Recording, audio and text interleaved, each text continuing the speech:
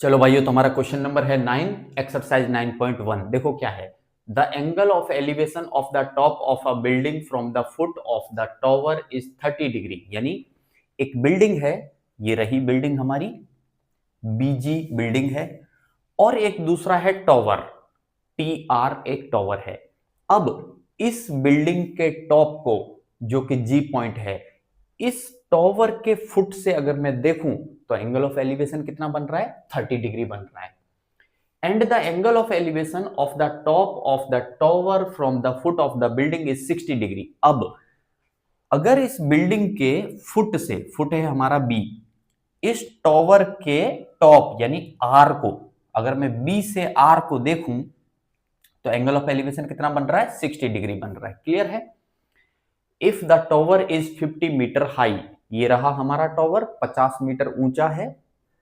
Find the height of the building, तो मुझे building की हाइट बतानी यानी बीजी बताना है। तो सबसे पहले तो एक चीज समझो, छोटी सी चीज है एक, कि देखो भाई, अगर बिल्डिंग के बॉटम से टॉवर के टॉप को देख रहा हूं तो एंगल कितना बन रहा है, 60 डिग्री।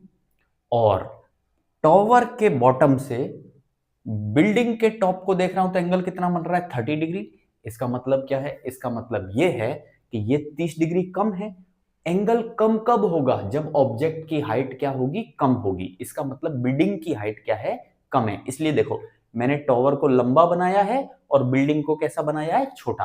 क्योंकि ऑब्जेक्ट छोटा रहेगा तो उसे देखूंगा तो एंगल ऑफ एलिवेशन जो है वो भी कैसा बनेगा, कम बनेगा।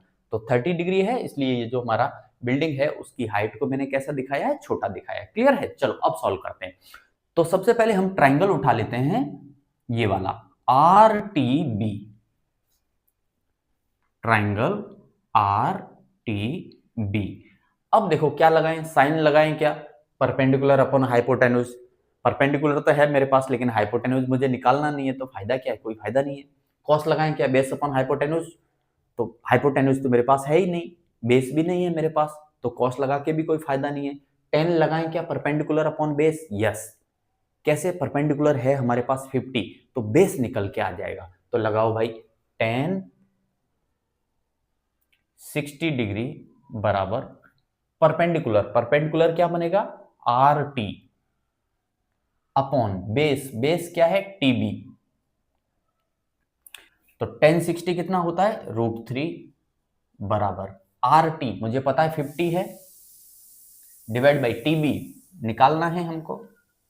तो यहां से टीबी क्या निकलेगा, यहां से टीबी निकलेगा भाई 50 डिवाइड बाई √3 मीटर। करेक्ट है। तो टीबी पता चल गया हमको, 50 डिवाइड बाई √3 मीटर है।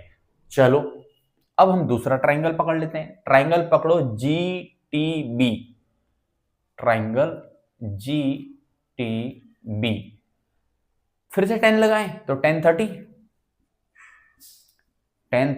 बराबर परपेंडिकुलर, परपेंडिकुलर क्या है भाई, परपेंडिकुलर ये रहा हमारा जीबी, जो कि हमको निकालना है, बिल्डिंग की height. Okay, divide by base, base क्या है, टीबी। 10 30 की वैल्यू क्या होती है भाई, 1/√3 बराबर जीबी, तो निकालना है। और टीबी हम निकाल के बैठे हैं, देखो 50/√3 निकाल के बैठे हैं ना, 50/√3। तो अब जीबी निकालें तो देखो, जीबी को यहीं रहने दो, इस चीज को यहां ले आओ, तो 50√3 ऊपर आएगा भाई, 50 डिवाइड बाई √3, और नीचे एक और √3 है भाई। सॉल्व करो तो देखो, ये √3 नीचे आ जाएगा, तो नीचे बनेगा 50/√3 इंटू √3 बराबर क्या चल रहा है, जीबी। तो जीबी बराबर आएगा 50, √3 इंटू √3 क्या होता है, 3 होता है। अब 50 में 3 का भाग दे दो भाई, कितनी बार जाएगा, 16 बार, 2 बचेगा। तो यहां से हम इसे ऐसे भी लिख सकते हैं, जीबी बराबर 16/2/3। करेक्ट है, क्योंकि देखो 16 तिया 48 और 2 50/3 बनेगा ना, 50/3 इतना मीटर।